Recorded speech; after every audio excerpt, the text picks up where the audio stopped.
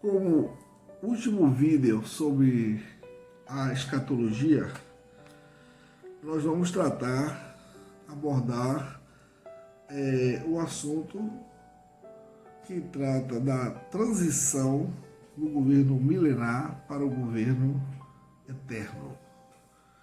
Nós sabemos que o governo milenar é um governo passageiro, um governo transitório, é um governo efêmero, é um governo que vai durar 1000 anos, conforme o livro de Apocalipse descreve com clareza. E para tratarmos desse assunto, nós vamos ler o livro de Apocalipse, no capítulo 20, porque esse livro vai abordar os acontecimentos preparatórios para a implantação do governo eterno. E o primeiro acontecimento preparatório para a implantação do governo eterno é exatamente a soltura de Satanás da sua prisão, para que ele faça o seu trabalho de engano, de enganar as nações, enganar as pessoas, enganar os indivíduos. Por isso que a Bíblia diz que depois dos 1000 anos é necessário que ele seja solto.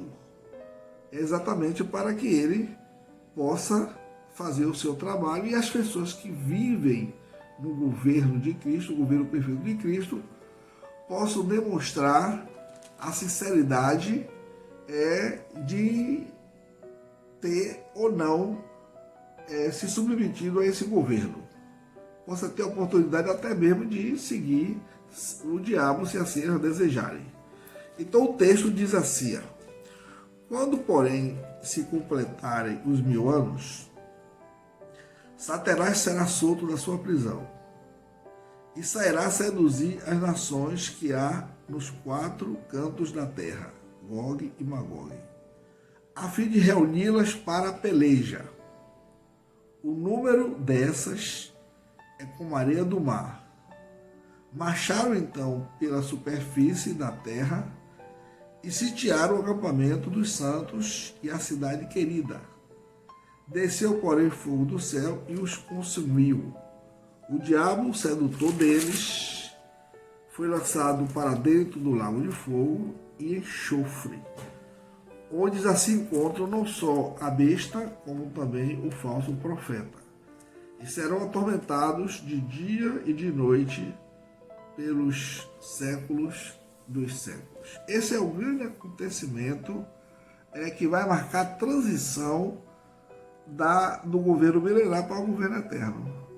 É a necessidade de soltar o diabo da sua prisão para que ele possa exatamente fazer a sua obra, que lhe é peculiar, que lhe é característica, e ele fará enganando os indivíduos das nações. E ele terá grande sucesso, porque o texto afirma que ele ajunta tanta gente como a areia do mar. E a pergunta que fazemos, que até nos intriga, é a seguinte: como pessoas viveram em um mundo ideal, em um mundo perfeito, sem nenhum problema de nenhuma ordem, que se possa imaginar, pode rejeitar Deus e se unindo a Satanás nessa rebelião? Isso demonstra exatamente o que a Bíblia sempre ensinou, o que é muito claro no seu ensino, que o coração do homem é tão depravado que jamais se sujeitará a Deus, mesmo vivendo em um período tão perfeito como será o governo de Cristo durante os 1000 anos. Eles, então, sitiarão a cidade santa, cercarão a cidade santa, eu estou dizendo o diabo, e todas as pessoas que se unirem a ele. Sitiarão a cidade santa, que é a cidade de Jerusalém, que é a cidade querida, que é a sede do governo milenar, e tentarão destruir os santos e a cidade santa.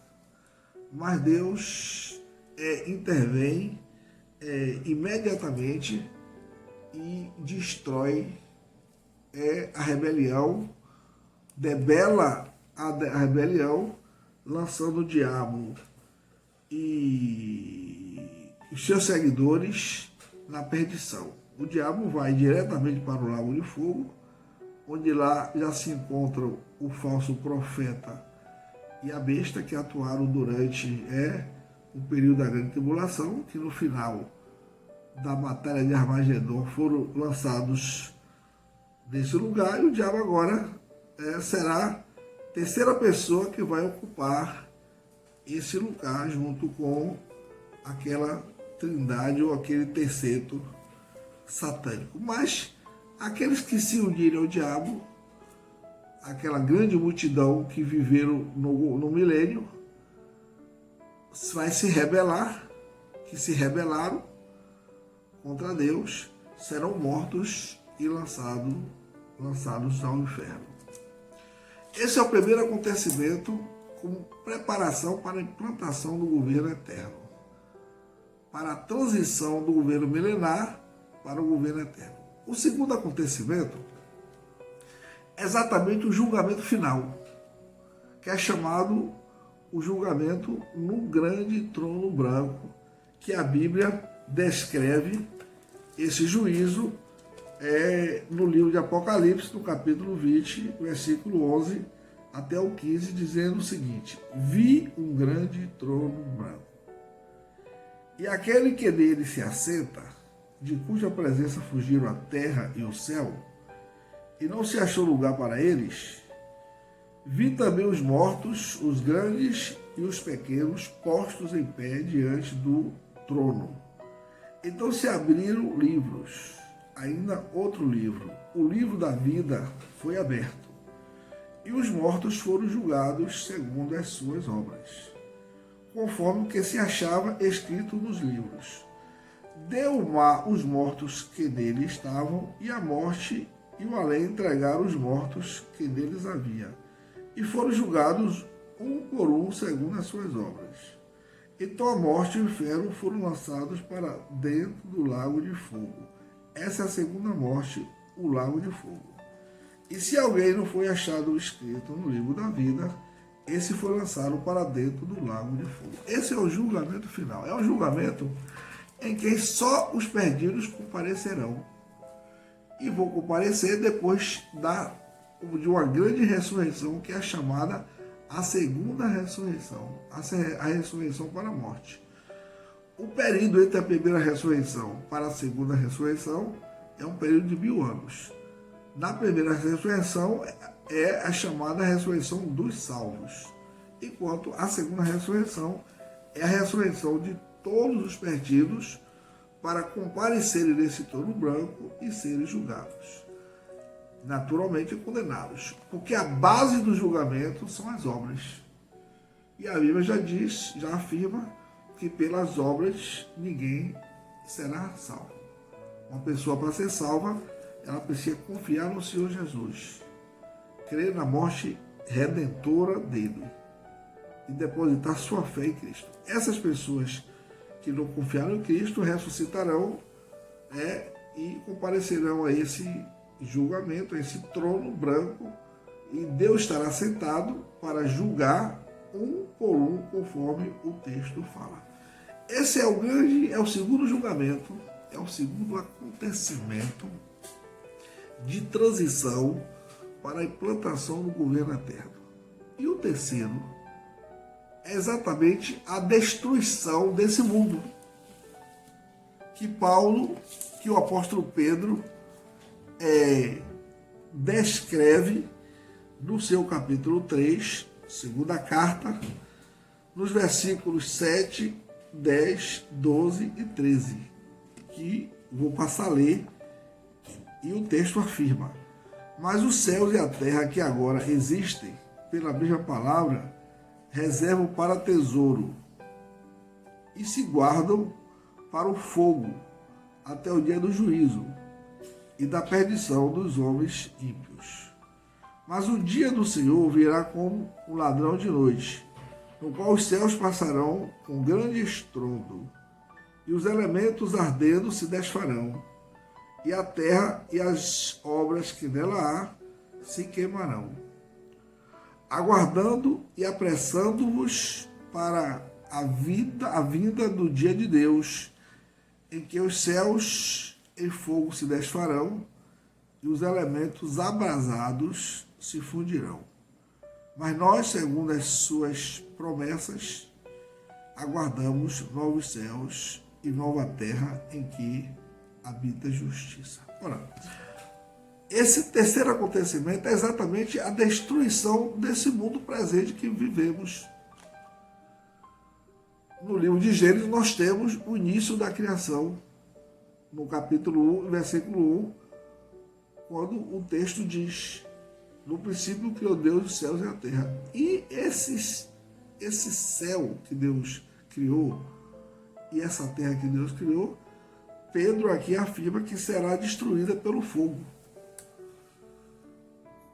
Ao ser destruída pelo fogo, Deus então, para dar início ao seu governo eterno, a eternidade, ele cria então novos céus e nova terra. E essa criação dos novos céus e nova terra, nós temos esse registro no livro de Apocalipse, no capítulo 21, até o capítulo 22, versículo 5. E ao criar os novos céus e a nova terra, nós teremos então aí o começo da eternidade. A eternidade foi revelada apenas nesse capítulo 21 de Apocalipse e o início do capítulo 22. Nós não temos muitos detalhes desse céu que será criado e poucos detalhes dessa terra que será criada.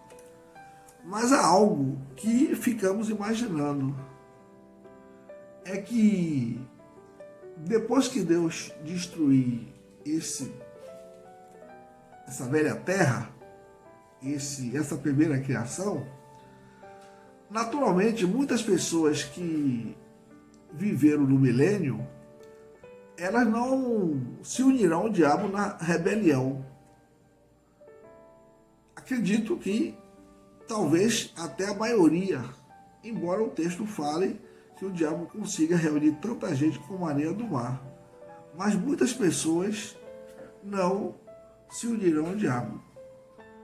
Ora, quando Deus tiver que destruir essa terra que habitamos, porque o próprio milênio será nessa terra que habitamos, mas uma terra naturalmente em que a maldição será retirada, mas será essa terra que será destruída. E essas pessoas que não aderiram, não se uniram à rebelião satânica, a última rebelião satânica, naturalmente Deus vai transportá-los dessa terra que será destruída para a nova terra, para a nova criação. E aí nós teremos início à eternidade. Naturalmente, não tendo muitos pormenores da eternidade, mas Deus revelou o necessário.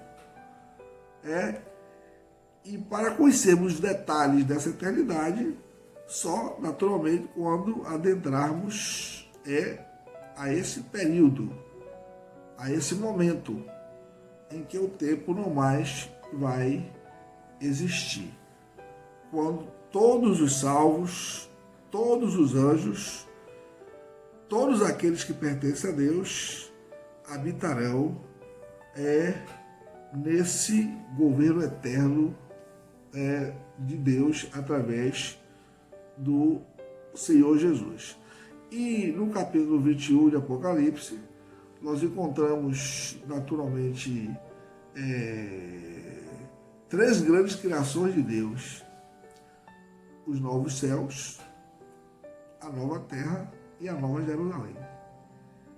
Dando destaque à nova Jerusalém, que será a habitação dos remidos pelo sangue do Cordeiro. E a Bíblia descreve de uma maneira grandiosa e maravilhosa que essa Nova Jerusalém é uma cidade quadrangular que ficará entre os novos céus e a nova terra. Mas aí nós já estamos adentrando pela eternidade, onde o povo de Deus gozará essa vida gloriosa e eterna nesse reino eterno. Detalhes desse período, desse momento, naturalmente só quando chegarmos lá, fora do que está revelado no capítulo 21 de Apocalipse, início do capítulo 22, naturalmente, quando chegarmos na presença de Deus e estivermos participando desse período, dessa nova criação do Senhor. Esse é exatamente o que a Bíblia revela sobre a transição do período temporal do governo milenar para o governo eterno do Senhor Jesus. E nos próximos vídeos nós vamos tratar de outros assuntos de evangelísticos, de edificação para a igreja e assuntos variados. Quanto ao estudo de escatologia, estamos encerrando com esse último vídeo e tratamos desde o método de interpretação, que foi o primeiro vídeo, até a implantação do governo eterno de uma maneira cronológica e na ordem. Esperamos que todos que tiverem acesso a esses estudos possam compreendê-los e sejam abençoados. É o que desejamos de todo o coração. Que Deus abençoe a todos. Amém.